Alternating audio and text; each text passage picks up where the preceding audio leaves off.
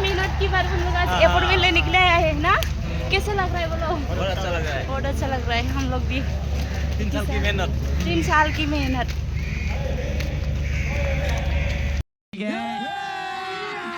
अभी मजा आएगा ना भिड़ो। ये तो बॉयफ्रेंड निसलांग फैथार तले एयरपोर्टमेन्टखौ।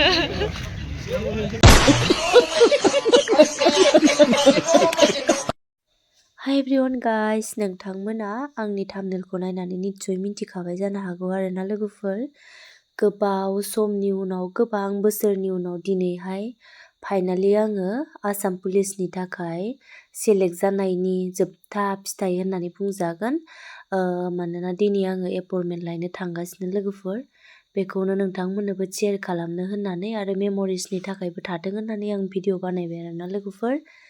फाइनालि जों गुवाहाटी मोनफैबाय लोगोफोर ट्रेनजों फैनानैहाय। ओमफ्राय नै जास्ट मोनथारनोसै आरोना लोगोफोर। गुवाहाटी हरहजाय स्टेडियामावहाय जोंनि एपइन्टमेन्टखौ होगोन। नै जों दा गेट मोनबाय लोगोफोर। गेटआवहाय जों एन्ट्रि जाबाय। ओमफ्राय नै बेनो जाहैबाय हरहजाय स्टेडियाम गुवाहाटीनि। बेसेबांबा गोबावनि उनाव दिनैहाय एपइन्टमेन्ट लांनो फैनो मोनबाय लोगोफोर। थ' नायलांबाय थादो लोगोफोर आंनि भिडिअखौ। इथिंबाय रानि बयफ्रेन्डनि इथ' बयफ्रेन्डनिसो लांनो फैथारदोलै एपइन्टमेन्टखौ। नै जाबाय जोंहानि बिबोनां।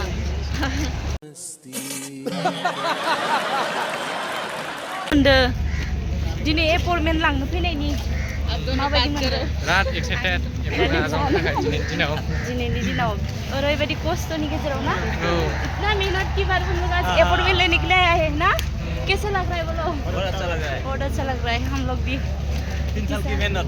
3 साल की मेहनत।